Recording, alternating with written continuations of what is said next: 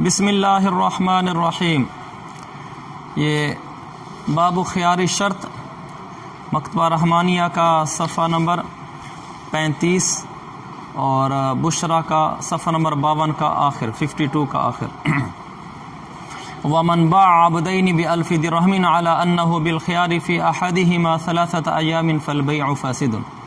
اس سے پیچھے کل کے سبق میں تھا یعتبر تصرف العاقد فی روایت ای فی روایت کتاب بیوع المبسوط وتصرف الفاسق فی اخرى وہی روایت ما دون المبسوط یا معذون المبسوط۔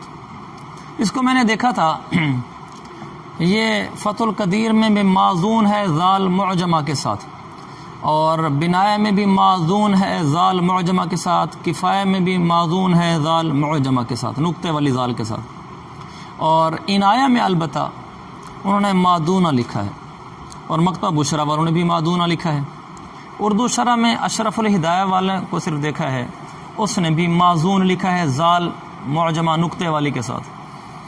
اس لیے کوئی بات حتمی سامنے آ نہیں سکی، کم از کم یہ 3 بڑی شرحوں میں تو معذون ہی لکھا ہے، بنایہ، فتح القدیر، کفایہ میں۔ تاہم عنایہ کا معدونہ لکھنا اور مکتبہ بشرا کا بھی معدونہ لکھنا معنی تو رکھتا ہے، قابل غور تو بنا دیتا ہے بحث کو۔ میں عرض کرنا چاہتا تھا کہ میں نے کل آپ سے کہا تھا کہ میں دیکھ کر آؤں گا، تو دیکھ کر تو میں آیا لیکن کسی نتیجے پر نہیں پہنچ سکا۔ انشاءاللہ آج پھر اس کو دیکھیں گے، کسی نتیجے پر پہنچیں گے۔ اب ہمارے وہ سبق ومن باع عبدین بألف درہم علی انہ بالخیار، وہ جو ابھی تھوڑی دیر پہلے میں نے عبارت پڑھی، بالکل آسان سبق ہے۔ جس آدمی نے میں نے زاہد کو 2 غلام بیچے 1000 روپے کے، اس طور پر کہ مشتری کو خیار ہے ان دونوں میں سے کسی ایک میں، تعیین نہیں ہے، 3 دن تک اس کو خیار ہے، خیار تعیین ہوگا 3 دن تک، خیار نہیں کیونکہ یہ خیار شرطی ہوگا، ہاں، کہ وہ یہ رکھنا چاہے تو رکھے، نہ رکھے تو نہ رکھے۔ اس کو کسی ایک غلام میں 3 دن کا خیار ہے، ایک غلام میں 3 دن تک خیار ہے تو بیع فاسد ہے۔ یعنی میں نے یوں کہا کہ دیکھو یہ 2 غلام ہیں، الف اور با، 2 غلام ہیں،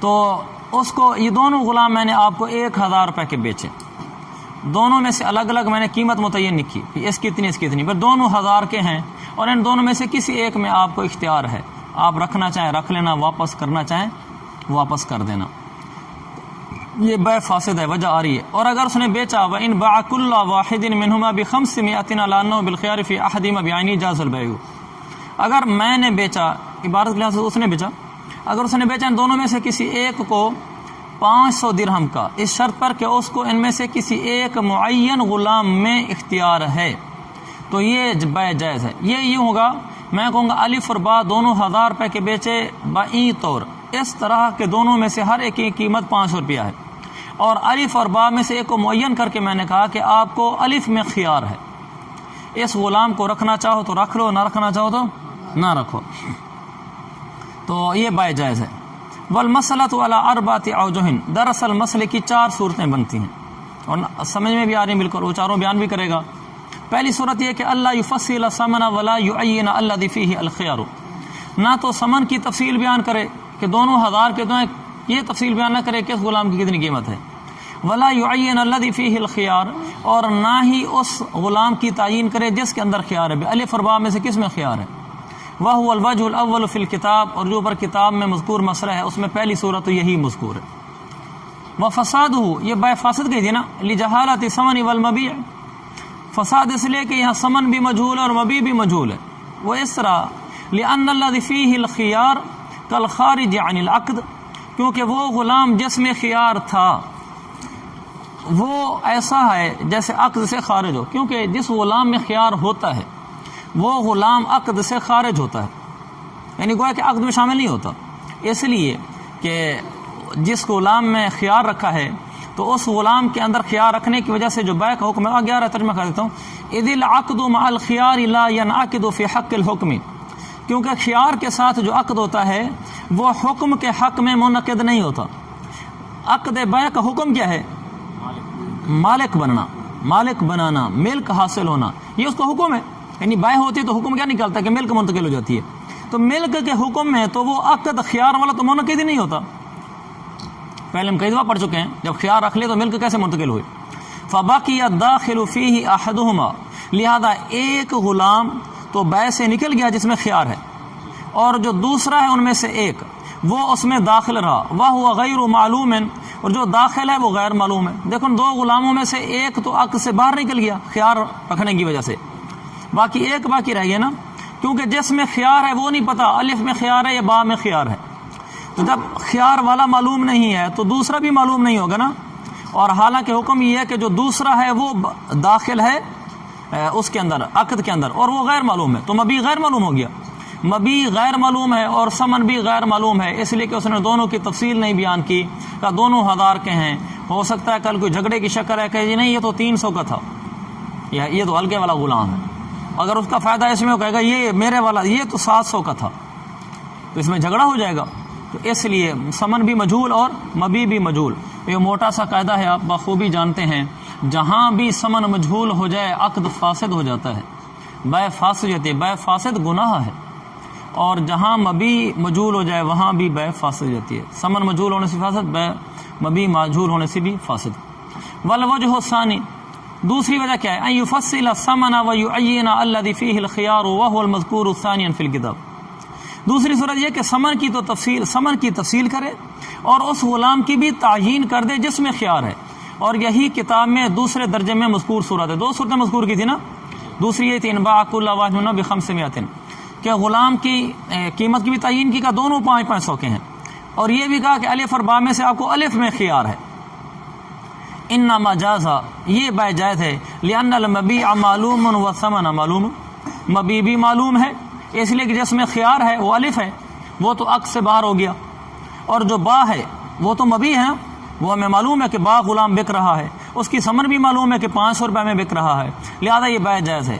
البتہ یہاں ایک اشکال ہوتا ہے، دیکھو اس دوسری صورت میں الف اور با میں سے الف میں خیار ہے تو الف غیر مبیع ہوا نا، اور با میں خیار نہیں ہے، وہ تو بک گیا، وہ مبیع ہو گیا، وہ مبیع معلوم ہے، ثمن بھی معلوم ہے، لیکن سودا کیسے کیا؟ سودا میں نے یوں کیا ہے، میں بائی نے، کہ یہ دونوں غلام میں نے آپ کو بیچے 1000 کے، دونوں کی قیمت 500 ہے اور آپ کو الف میں خیار ہے، جب دونوں میں نے ایک ہی عقد میں بیچے تو یہ تو بالکل ایسے ہو گیا کہ ایک مبیع کے ساتھ دوسرا ایسی چیز بیچ دی جو تو عقد میں داخل ہی نہیں ہے، الف والا عقد میں داخل نہیں تھا نا، تو اگر آپ اس طرح کریں کہ جو چیز عقد میں داخل نہیں ہو آپ اس کی بھی شرط لگائیں کہ یہ بھی آپ کو قبول کرنا پڑے گا دوسری چیز میں بیع کو قبول کرنے کے لیے، الف اور با میں سے بیع میں تو عقد ہو گیا نا، تو گویا کہ میں اس کو یہ کہہ رہا ہوں جب میں نے دونوں کو اکٹھے بیچ دیا کہ بیع کے اندر با کے اندر بیع والے عقد کو قبول کرنے کے لیے شرط ہے کہ الف میں بھی قبول کرو،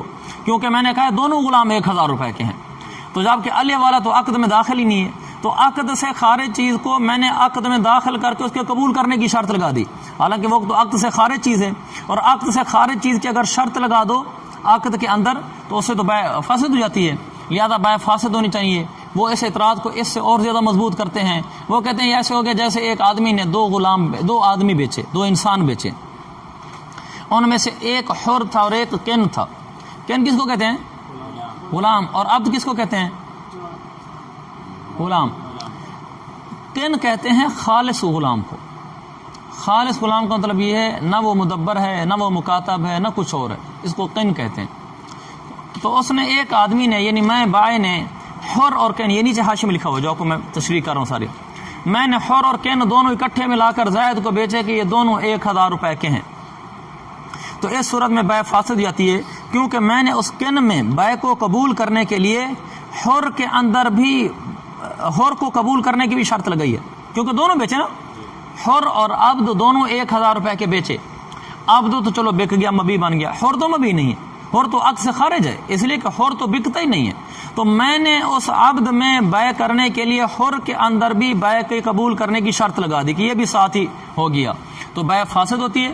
تو معترض کہتا ہے یہ آپ کے نزدیک بھی ایسے ہے کہ اگر کوئی حر اور کین کو اکٹھے بیچے اور کہ دونوں 1000 روپے کے ہیں تو کین میں بھی بیع جائز نہیں ہوگی، اس لیے کہ حر عقد سے خارج تھا، آپ نے اس کو قبول کرنے کی شرط لگوا دی۔ تو اس کا ہماری طرف سے جواب یہ ہے وَقَبُولُ الْعَقْدِ فِي الَّذِي فِيهِ الْخِيَارُ، اگلی سطر، یہ اسی اشکال کا جواب ہے۔ جواب کیا ہے؟ قبول العقد فی الذی فیہ الخیار، فی الذی فیہ الخیار، وہ غلام جس میں خیار تھا، کون سا تھا؟ الف، اس غلام کے اندر عقد کو قبول کرنا، وَإِنْ كَانَ شَرْطًا، اگرچہ یہ شرط تھا، لِانْعِقَادِهِ فِي الْآخِرِ، انعقادِهِ ضمیر کا مرجع ہے عقد کی طرف، دوسرے با غلام میں عقد کے منعقد ہونے کے لیے شرط تھا۔ دیکھو با غلام میں عقد بیع منعقد ہو جائے، اس کے لیے میں نے یہ شرط ساتھ لگائی تھی کہ آپ یہ جس میں خیار ہے یہ بھی ساتھ قبول کریں۔ کیوں؟ میں نے جب کہا دونوں 1000 کے بیچے، اس نے کہا اچھا ٹھیک ہے میں نے دونوں 1000 کے قبول کیے، ہاں البتہ الف میں مجھے خیار ہے، قبول تو دونوں کر لیے، تو میں نے مبی کو بیچنے کے لیے جو دوسرا غیر مبی تھا اس کو بھی ساتھ قبول کرنے کی شرط لگوا دی تھی۔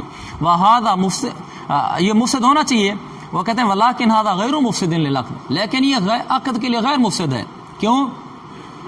لکونہ محلا للبیع، کیونکہ یہ تو بیع کا محل ہے، اور جو آپ نے کہا تھا وہ حر اور کن، اس میں حر بیع کا محل ہے یا نہیں ہے؟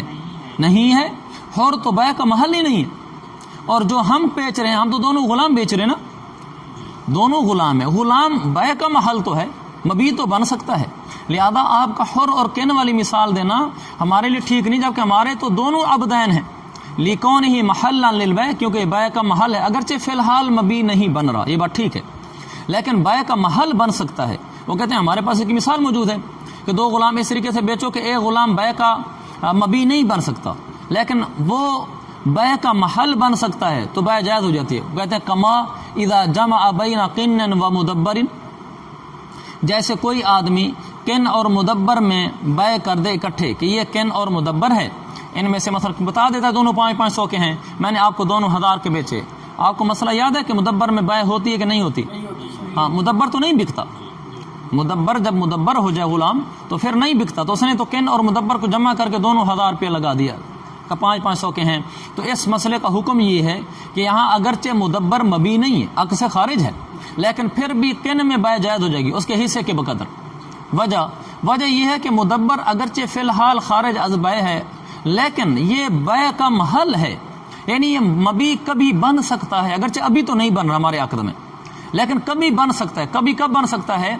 اگر قاضی مدبر کی بیع کے جواز کا فیصلہ کر دے، یعنی قاضی کے سامنے دعویٰ پیش ہو اور مدبر بیچا گیا ہو، قاضی کسی خاص مسلط کے پیش نظر کہہ دے کہ جو مدبر بک گیا ٹھیک ہے، تو وہ بیع نافذ ہو جاتی۔ قاضی کو بہت ساری چیزوں میں اختیارات ہوتے ہیں جی،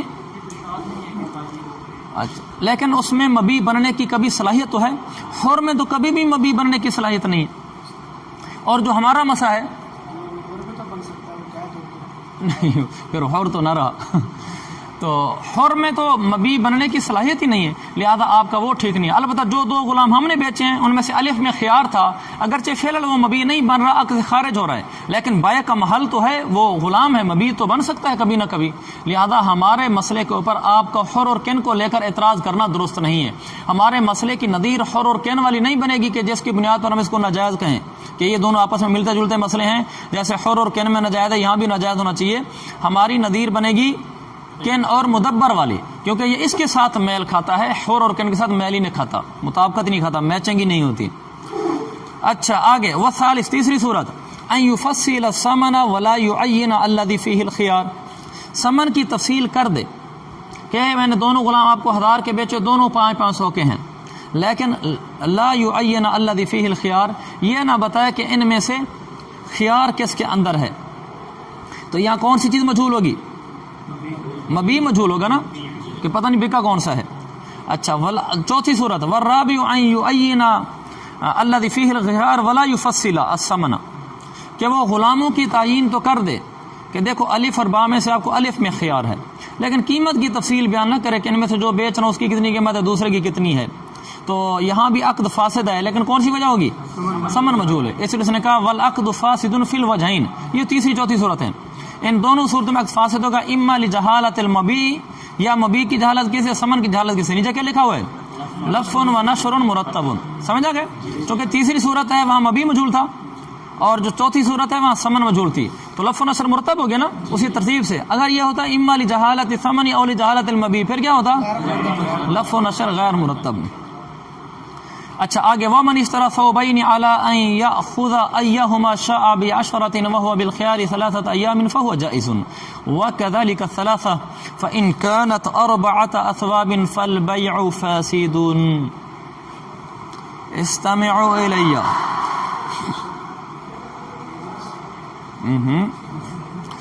ومن اشترى صوبین، ایک آدمی نے دو کپڑے، یہاں سے دیکھو بھائی خیار تعین کا مسئلہ شروع ہو رہا ہے. ہم نے خیار شرط پڑھا تھا، پھر درمیان میں خیار نقد بھی بتا دیا، پھر خیار شرط آ گیا، اب پھر خیار تعین آ گیا ہے.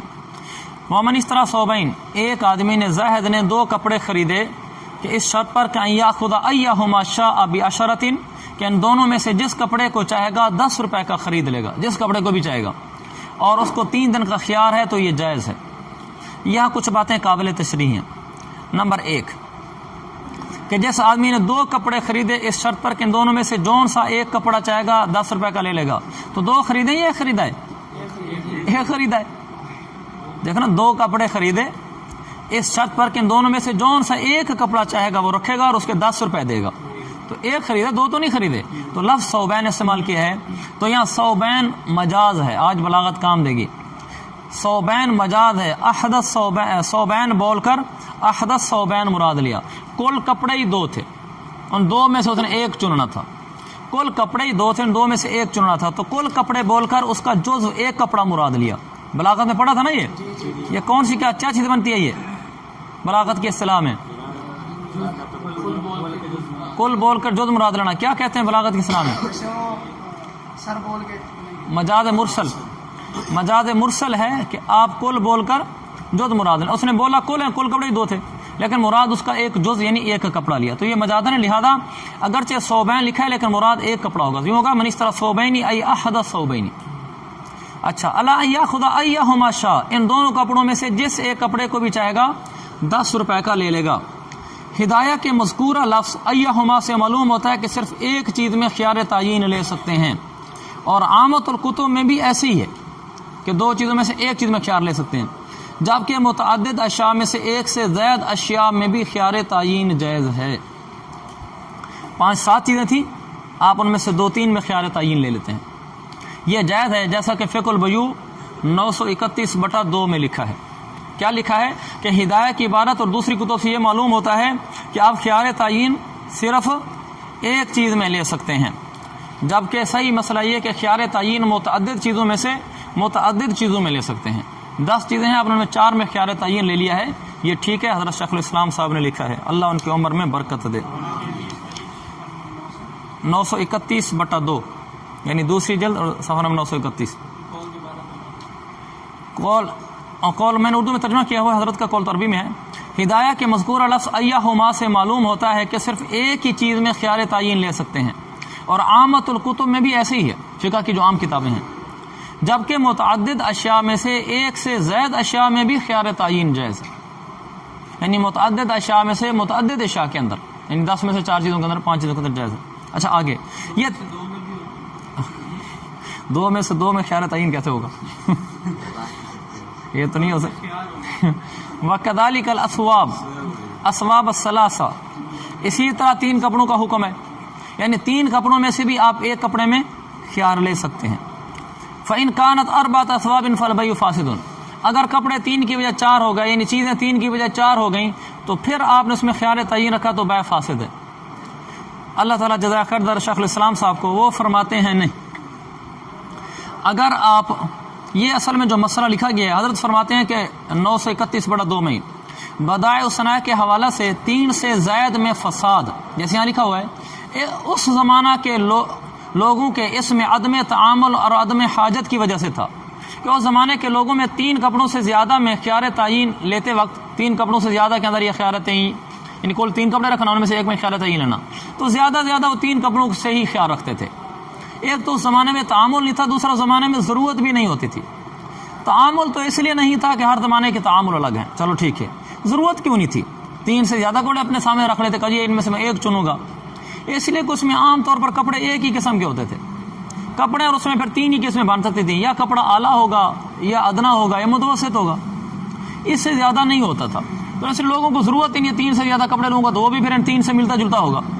لیکن ہمارے زمانے میں تو ماشاءاللہ ایک ہی کپڑے میں 10 ڈیزائن اور اس کی کڑھائی اور اس کے رنگ اور اس کی 20 چیزیں.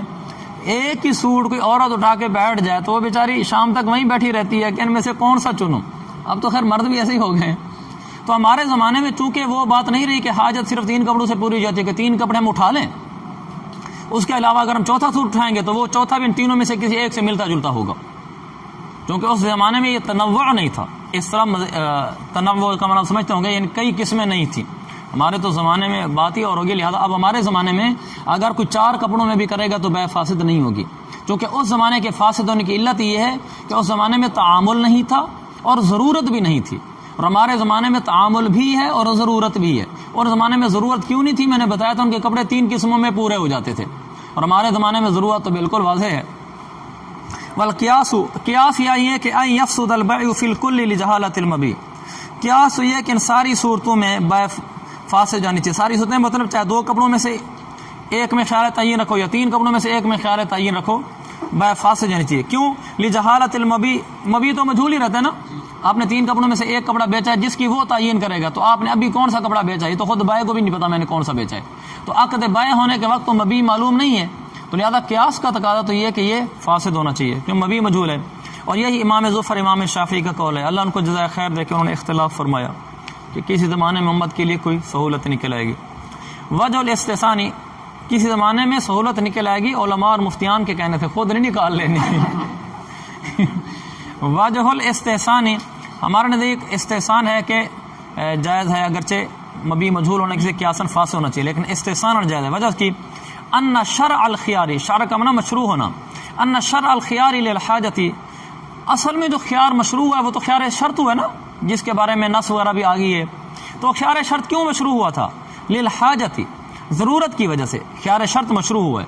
کس چیز کی ضرورت؟ الی دفع الغبن، تاکہ دھوکہ کو دور کیا جا سکے. لیختار، تاکہ وہ خریدنے والا آدمی یا خیار رکھنے والا آدمی، لیختار ما هو الارفق، تاکہ وہ اس چیز کو اختیار کر سکے جو اس کے لیے زیادہ انفع ہے. مشتری ہے مثلا، وہ دیکھے کہ قیمت کے لحاظ سے مجھے کس میں نفع زیادہ ہے. والاوفق بحالہ، اور اس کے حال کے زیادہ مناسب ہے کہ جو چیز میں لے کے جا رہا ہوں یہ میرے لیے یا میرے گھر میں رکھنے کے لحاظ سے مناسب بھی ہے کہ نہیں ہے. جو بیڈ میں لے کر جا رہا ہوں میرے گھر میں یہ فٹ آئے گا کہ نہیں آئے گا ہمارے کمرے کے لحاظ سے، اور کوئی آدمی اپنے حالت کے لحاظ سے دیکھتا ہے. تو یہ بات ختم ہو گئی. بات یہ ہے، وجہ ثانی ہے کہ خیار شرط کا مشروع ہونا وہ اس ضرورت کی وجہ سے تھا تاکہ انسان دھوکے سے بچ سکے، اس لیے تاکہ وہ ایک انفع اور بہتر چیز کو اختیار کر سکے. والحاجۃ الی ھذا النوع من البیع متحققۃ، الی ھذا النوع من البیع ای بیع بخیار تعین. تو یہ حاجت تو یہاں بھی متحقق ہے خیار تعین والی بیع میں بھی. وہ کیسے؟ لأن المشتری یحتاج الی اختیار من یثق بہ او اختیار من یشتری المبیع لأجل، یہ ضمیر جائے لأجل ہی کی ضمیر جائے گی نمبر 6 ہے نا، یہ اختیار من یشتری کے اندر جو من ہے اس کی طرف جائے گی. اب یہ کہتے ہیں یہ ضرورت یہاں بھی ہے، کیونکہ جب آپ خیار بیع لے کر آتے ہیں تو آپ کپڑے گھر لے کر آتے ہیں نا، مثلا آپ سوٹ لے کر آپ گھر لے کر آتے ہیں تو آپ کو بھی ضرورت ہے گھر لے کر آنے کی خیار تعین کی. کیوں؟ 2 چیزوں کی ضرورت ہوتی ہے بطور خاص. الا اختیار من یثق بہ، مشتری کو ضرورت ہوتی ہے کہ وہ ایسے آدمی کو اختیار کرے جو آدمی، جس آدمی پر مشتری کو بھروسہ ہے، تاکہ یہ جا کر اس آدمی سے بات کرے جس آدمی پر مشتری کو بھروسہ ہے. مشتری جا کر پوچھے یار یہ سوٹ لے کر آئے ہوں ٹھیک ہے کہ نہیں ہے، یار یہ گاڑی لے کر آئے ہوں مجھے گاڑیوں کی پہچان نہیں ہے، میں خیار تعین رکھ کر آیا ہوں ابھی، تو اب بتاؤ ان میں سے کون سی گاڑی لے لوں، کون سی مجھے وارے ملے گی، کون سا موبائل لے لوں. تو وہ ایسا آدمی سے جا کر پوچھتا ہے جس پر اس کو اعتماد ہوتا ہے. تو ضرورت یہاں بھی ہے، کبھی وہ کسی سے جا کے مشورہ کر لے بھی میں کیسے پوچھوں، کس سے جا کر مشورہ کر لے بھی دونوں میں سے کون سا موبائل رکھوں.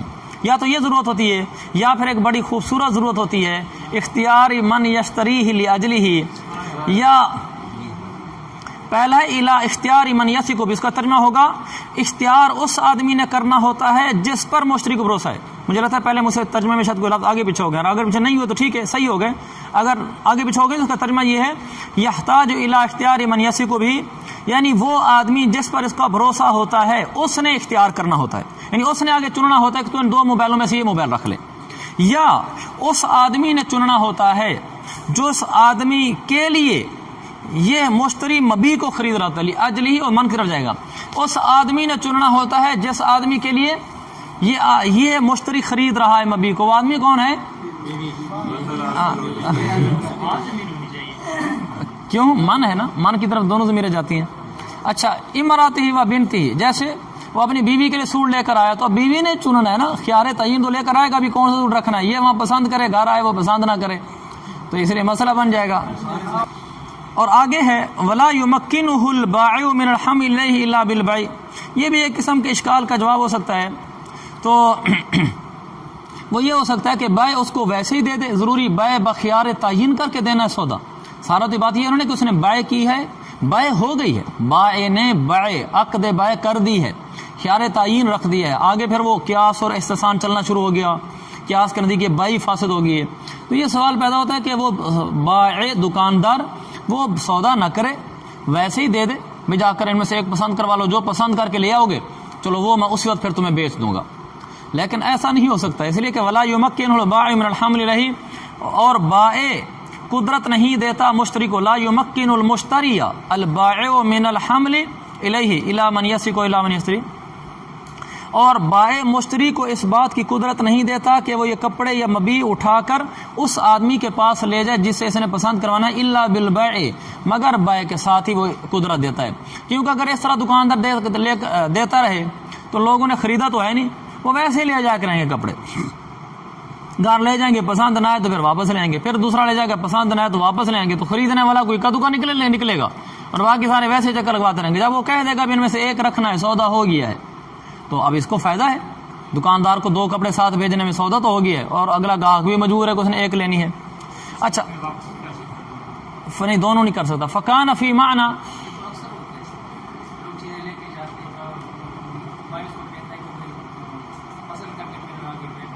ہاں ٹھیک ہے، اگر یہ کہہ رہا ہے کہ بعد میں بائع قدرت دے دیتا ہے، اگر بائع قدرت دے دیتا ہے پھر تو مسئلہ آسان ہے، عام طور پر یہ ہوتا ہے کہ بائع قدرت نہیں دیتا، اگر کہیں قدرت دے دیتا ہے بھی لے جاؤ، پسند آئے تو رکھ لینا، نہیں تو ہمارا کوئی سودا نہیں ہے، یعنی آپ پہلے پسند کروا لو، سودا بعد میں کر لیں گے۔ اچھا فکانہ فی معنی ما ورد به الشرع، لہذا فکانہ کے ضمیر کا مرجع کیا ہوگا؟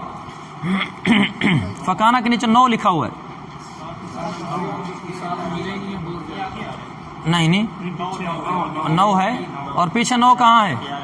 خیار تعین ہے، مجھے نظر نہیں آ رہا لیکن ہونا وہی چاہیے، آپ نے لکھا ہوا ہے، ہاں یہ خیار تعین ہونا چاہیے، اور یہ خیار تعین اس کے معنی میں ہو گیا جس میں شریعت وارد ہوئی ہے، اور شریعت کس پہ وارد ہوئی ہے؟ خیار شرط پر، لہذا خیار تعین خیار شرط کے معنی میں وارد ہو گیا، کیونکہ وہاں بھی ضرورت متحقق ہوتی ہے خیار شرط میں، یہاں بھی ضرورت ہے تو یہ اسی کے معنی میں ہو گیا، یعنی اسی کے حکم میں ہو گیا، معنی کا نا حکم، غیر ان هذه الحاجہ، مگر یہ کہ یہاں ہم نے ایک اضافی شرط یہ بھی لگی کہ 3 کپڑوں میں سے چنے بس، مگر یہ کہ یہ ضرورت پوری ہو جاتی ہے 3 کپڑوں سے، کیوں؟ لوجود الجید والوسط والردی فیہا، کیونکہ اس میں درمیانہ اور اچھا، درمیانہ اور ردی کپڑا ان تینوں میں پورے ہو جاتے ہیں، یعنی کپڑے کی 3 قسمیں ہو سکتی ہیں، اس زمانے میں 3 قسم کا ہی ہوتا تھا، والجہالۃ لا تفضی الی المنازعہ، اور اس عقد کے ناجائز ہونے کی ایک وجہ یہ ہو سکتی تھی کہ جہالت مفضی الی النزاع ہے، والجہالۃ لا تفضی الی المنازعہ، کیا مطلب کون سی جہالت؟ مبی مجہول ہے نا، انہوں نے کہا تھا مبی مجہول ہے، تو اس لیے ہم کہتے ہیں یہ جہالت مفضی الی النزاع نہیں ہے، فی الثلاث، 3 کپڑوں کے اندر جہالت مفضی الی النزاع نہیں، لتعیین من لہ الخیار، کیونکہ جس کو خیار ہے اس نے متعین کر کے بتا دینا اب ان 3 میں سے یہ مبی ہے، تو مبی متعین ہو گیا، لہذا جھگڑا نہیں ہوگا۔ وقضا فی الاربع، اسی طرح جو جہالت ہے 4 میں، تو خیر جہالت میں مفضی الی النزاع نہیں ہے، اگر کپڑے 4 ہوں اور آپ کو مشتری بتا دیں متعین کر کے میں نے یہ لیے لیا، تو اگر 3 میں جہالت مفضی الی النزاع نہیں ہے تو 4 میں بھی مفضی الی النزاع نہیں، یہ بات ٹھیک ہے اس کی، 4 میں بھی مفضی الی النزاع نہیں ہے تو پھر آپ نے 4 کو جائز قرار کیوں نہیں دیا؟ ہم نے کہا الا ان الحاجۃ الیہا غیر متحققۃ، یہاں ٹھیک ہے جہالت مفضی الی النزاع نہیں ہے لیکن یہاں حاجت ثابت نہیں ہے، حاجت 3 کی ہے، تو اس کی جواز کی وجہ 2 تھی، ایک تو یہ تھی کہ حاجت، اور دوسرا اس کا مفضی الی النزاع نہ ہونا، ٹھیک ہے 3 کپڑوں کی صورت میں مفضی الی النزاع نہیں ہوئی اور حاجت بھی ہے 3 کپڑوں کی، لہذا جائز ہوا۔ 4 کپڑوں میں دونوں میں سے ایک چیز پائی گئی کہ جہالت مفضی الی النزاع تو نہیں ہوئی لیکن حاجت نہیں پائی گئی، جبکہ اس کا جواز 2 چیزوں کے ساتھ ہے، آگے آ رہا ہے، والرخصت، اور جواز، ثبوت ہوا، اس جواز کا ثبوت 2 چیزوں کی وجہ سے، بالحاجتی وکون الجہالتی غیر مفضیۃ الی المنازعہ، جو ہم نے خیار تعین کے کائنات کا جواز ثابت ہے، اس کے رخصت کا ثبوت یعنی جواز کا ثبوت حاجت کی وجہ سے ہے، اور اس وجہ سے کہ جہالت مفضی الی النزاع نہیں ہوتی، فلا تثبت باحدہما، لہذا یہ رخصت یہ جواز ان دونوں میں سے ایک چیز سے ثابت نہیں ہوگا. ایک چیز کون سی ہے؟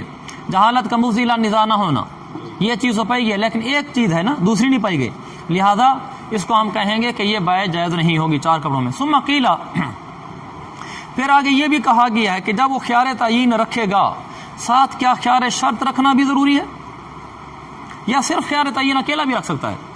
تو اس میں قول سنیں. ثم قیل، پھر کہا گیا ہے، یہ قول ہے، یشترط ان یکون فی ھذا العقد خیار الشرط مع خیار التعین. پھر یہ کہا گیا کہ اس عقد میں، کون سا عقد؟ اس میں خیار تعین والا عقد، اس عقد میں خیار شرط کی بھی شرط لگائی جائے خیار تعین کے ساتھ، یعنی خیار تعین کے ساتھ خیار شرط بھی ہو، دونوں اکٹھے رکھیں پھر جائز ہوگا.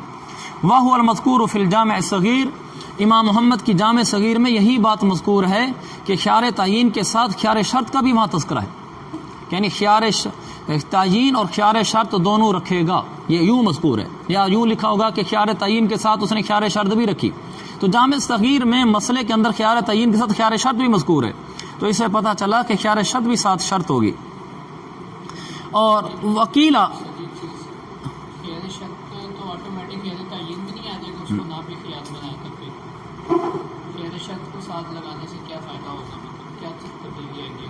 نہیں، دیکھیں اس نے کپڑے خریدے 3 میں سے ایک، وہ کہتا ہے کہ ان میں سے میں ایک کپڑا رکھوں گا. خیار شرط میں یہ ہوتا ہے کہ ہو سکتا ہے ایک بھی نہ رکھوں، خیار شرط میں یہ ہوتا ہے کہ میں رکھوں تو رکھوں، نہیں تو نہ رکھوں. خیار تعین میں یہ نہیں ہوتا. خیار تعین میں یہ ہوتا ہے کہ جب اس نے کپڑے خرید لیے، کہا ایک لوں گا تو پھر ایک لینا پڑے گا اس کو. عرض تو کیا خیار شرط کا یہ فائدہ ہے، وہ کپڑا واپس کر سکتا ہے، خریدے ہی نہ. شہزادہ ہے سمجھ آ گئی نا بھائی میرے عزیز. اس کا مطلب یہ ہے خیار تعین میں یہ ہے کہ میں نے کپڑا بیچا زاہد کو، اس نے خیار تعین رکھا، 2 کپڑوں میں سے ایک رکھے گا، ایک کپڑا اس کو باہر صورت خریدنا ہی پڑے گا، واپس نہیں کر سکتا دونوں کپڑے. خیار شرط میں یہ ہوتا ہے کہ میں کپڑا رکھوں گا تو رکھوں گا، نہیں رکھوں گا تو نہیں رکھوں گا. مطلب دونوں اکٹھے استعمال کے خیال ہو سکتے ہیں، خیال شرط استعمال کرے گا یا خیال تعین. خیال شرط استعمال کرے گا تو کوئی چیز نہیں رکھے گا، خیال تعین کرے گا تو ایک چیز رکھے گا. چلے میں نے عرض کر دیا ہے، آگے چلتے ہیں. وکیل لا یشترط، اور ایک قول یہ ہے کہ لا یشترط، یہ شرط نہیں لگائی جائے گی. کس چیز کی؟ خیار شرط کی. یعنی صرف وہ خیار تعین رکھ کر آ گیا اور اس نے ساتھ خیار شرط نہیں رکھا تو یہ کافی ہے. وَهُوَ الْمَذْكُورُ فِي الْجَامِعِ الْكَبِيرِ، یہ مسئلہ جامع کبیر میں مذکور ہے. جامع صغیر میں خیار تعین کے ساتھ خیار شرط کا بھی تذکرہ ہے، اور جامع کبیر میں خیار شرط کو شرط لگانا ضروری نہیں ہے. اب کتابیں دونوں امام محمد کی ہیں، ایک جگہ ذکر ہے یعنی جامع کبیر میں ہے کہ خیار شرط نہیں ہے، اس کے بغیر بھی سودا کر سکتا ہے، اور جامع صغیر میں ہے کہ خیار شرط بھی ساتھ ہوگی. اب جب ایک ہی مصنف کی کتابوں میں آپس میں اختلاف ہو جائے تو مصنف پھر جو اگلا مصنف اس کی بات منتقل کر رہا ہوتا ہے وہ اس میں ترجیح یا تطبیق کی صورت قائم کرے گا. وہ کہے گا اس کا فلانا والا قول راجح ہے اور فلانے والا مرجوح ہے. اس کی وجہ بیان کرے گا کیوں راجح مرجوح ہے، کہ مثلا خود اس مصنف نے کہہ دیا تھا میرے پچھلے قول مرجوح ہیں، تو یا اسے ترجیح کرے گا یا تطبیق کرے گا. اور یہاں تطبیق کی صورت بتا رہے فَيَكُونُ ذِكْرُ عَلَى هَذَا الْاعْتِبَارِ وِفَاقًا لَا شَرْطًا. اب یہ تطبیق بٹھا رہا ہے کہ جامع صغیر میں تو یہ ہے کہ خیار تعین کے ساتھ خیار شرط کا بھی تذکرہ ہے، اور یہاں جامع کبیر میں خیار شرط کا ساتھ ذکر نہیں ہے. وہ کہتے ہیں فَيَكُونُ ذِكْرُهُ، خیار شرط کا ذکر کرنا عَلَى هَذَا الْاعْتِبَارِ جامع کبیر کے لحاظ سے. جامع کبیر کی عبارت اگر دیکھو، جامع کبیر میں شرط نہیں ہے نا، جامع کبیر کی عبارت کے لحاظ سے وہاں جامع صغیر میں خیار شرط کا ذکر کرنا، وہ ذکر کرنا وفاقاً لا شرطاً، وہ ذکر کرنا اتفاقی طور پر ہے، شرط کے طور پر نہیں ہے. آپ سمجھے اتفاقی اور شرط کے طور پر، یعنی اتفاقاً انہوں نے ساتھ لکھ دیا کہ ایک آدمی نے خیار تعین کے ساتھ خیار شرط بھی رکھا تو مسئلہ یوں ہے، ویسے انہوں نے اتفاقی طور پر لکھ دیا. یعنی یہ نہیں لکھا کہ خیار تعین کے ساتھ خیار شرط ہونا ضروری ہے، شرط کے طور پر نہیں لکھا. جیسے ایک آدمی کو ایسا مسئلہ بیان کرتا ہے کہ میں نے جا کر وہاں 10 سیب خریدے اور ہر سیب کی قیمت 2 روپے رکھی. 10 سیب کا لفظ یہ اتفاقی طور پر اس نے کہا، یہ شرط نہیں لگائی کہ اگر 10 سیب خریدو گے تو یہ مسئلہ ہے، اگر 11 سیب خریدو گے تو یہ مسئلہ نہیں ہے. مثلا ایک آدمی مسئلہ بیان کرتا ہے میں نے جا کر 10 سیب خریدے ہیں اور ان کی قیمت میں نے اتنی لگائی اور مبی اور ثمن وہاں متعین کر دیا، تو آگے مسئلہ لکھا ہوا ہے اس آدمی کی بائع صحیح ہے. تو کوئی آدمی کہہ دے تو ہاں تو 10 سیب لکھا ہوا ہے، تو یہ 10 سیب کا تذکرہ کرنا اتفاقی طور پر 10 کہہ دیا، اس لیے میں نے 10 نہیں لکھا کہ بھئی 10 شرط ہیں، اگر 10 نہیں ہوگے تو بائع فاسد ہو جائے گی. تو انہوں نے جو کہا نا خیار تعین کے ساتھ اس آدمی نے خیار شرط رکھ لی اور سودا کر لیا، اور پھر اس خیار تعین خیار شرط کی رعایت رکھتے ہوئے سودا کیا تو سودا جائز ہے. تو اس کا یہ مطلب نہیں ہے کہ خیار شرط ساتھ رکھنا ضروری تھا، اگر وہ نہیں بھی رکھے گا تو بھی ٹھیک ہے. سمجھ گا اس بات کو؟ یہ مطلب اس کا. اب یہاں ایک اچھا، اب اس میں بتاتا ہوں کہ جامع صغیر اور جامع کبیر کا فرق کیا ہے. جامع صغیر وہ کتاب ہے جس میں امام محمد نے وہ مسائل لکھے ہیں جو انہوں نے امام ابو یوسف سے سنے ہیں، اور امام ابو یوسف نے وہ مسائل امام ابو حنیفہ رحمۃ اللہ علیہ سے سنے ہیں، اور یہ کل 1532 مسائل ہیں. جامع صغیر میں وہ مسائل ہیں جو انہوں نے امام ابو یوسف سنے، اور امام ابو یوسف نے امام ابو حنیفہ سے سنے، یعنی امام محمد نے اپنے استاد سے سنے ہیں ابو یوسف سے، اور انہوں نے اپنے استاد پھر آگے امام ابو حنیفہ سے سنے ہیں. اور یہ کل مسائل جامع صغیر والے 1532. اور جامع کبیر کیا ہے؟ جامع کبیر میں وہ مسائل ہیں جن میں جو مسائل امام محمد نے براہ راست امام ابو حنیفہ سے سنے ہیں، انہیں سے حاصل کیے ہیں، کیونکہ امام محمد کے دونوں استاد ہیں، امام ابو یوسف بھی امام ابو حنیفہ بھی. تو جامع صغیر والے کی وضاحت کر دی. جامع کبیر میں وہ مسائل جو امام حنیفہ سے حاصل کیے ہیں. اس میں مسائل کی تعداد کتنی ہے؟ اس میں تقریباً فقہ کے تمام مسائل جمع ہیں، یعنی ہر باب انہوں نے لکھ دیا. تو یہ جو میں نے آپ کو تعریف بتائی ہے جامع صغیر جامع کبیر کی، اس طرح اور تعداد بھی کہ کل اتنے مسائل ہیں، یہ بڑی باریک سی بات ہے. اس طرح کی بڑی ٹیپیکل مفید باتیں اگر آپ جاننا چاہیں علم میں اضافے کے لیے، تو ایک کتاب ہے مفتی عبد الاول صاحب کی. اس مفتی عبد الاول مصنف کا نام ہے، اول ثانی جیسے ہوتا ہے، اور کتاب کا نام ہے مفید المفتی. میرے خیال میں آج کل نہیں ملتی، مکتبہ رشیدیہ سرکی روڈ کوئٹہ سے بڑی پرانی چھپی ہوئی ہے، میں نے زبانہ طالب علمی کی خریدی ہوئی ہے.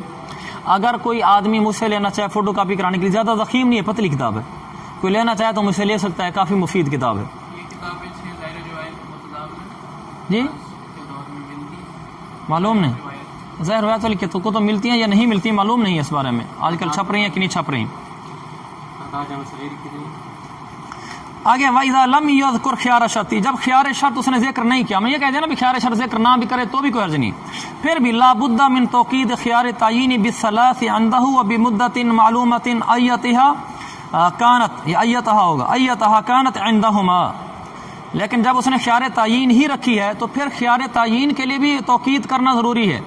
امام صاحب کے نزدیک 3 دن کی کرے گا، اور صاحبین کے نزدیک جتنی مدت بھی ہو بس معلوم ہونی چاہیے، 3 دن سے زیادہ بھی کر سکتا ہے. یعنی جو اختلاف وہ خیار شرط میں تھا وہی اختلاف یہاں خیار تعیین میں بھی ہوگا. لیکن یہاں ایک بڑی اچھی مفید بات، اضافی بات لکھی حضرت شیخ الاسلام صاحب نے فقہ البیوع 930/2 میں، وہ یہ ہے کہ ان البیع لا ينفسخ بعد انتهاء مدت خيار التعيين بل يجبر من له الخيار على التعيين لان البيع قد انبرم اي لزم في احد الشيئين بمجرد العقد.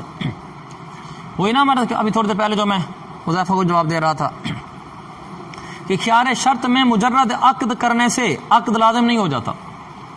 سمجھ گئے؟ وہ اپنی چیز واپس بھی کر سکتا ہے اور مشتری بھی واپس کر سکتا ہے، سودا ہوا ہی نہیں، سمجھو. اور خیار تعیین میں مجرد عقد سے سودا لازم ہو جاتا ہے، اور اس پر ایک چیز کی تعیین کرنا لازم ہو جاتی ہے. اور جب مدت تعیین خیار کی جو مدت ہے مثلا 3 دن یا زیادہ دن، جب یہ ختم ہو جائے گی تو اس کے بعد ختم ہونے کے بعد خود بخود عقد لازم ہو جائے گا. اور اگر اس آدمی نے یہ کہا کہ میں نے میں سے کوئی چیز بھی نہیں لیتا، یہ ٹھیک نہیں ہوگا.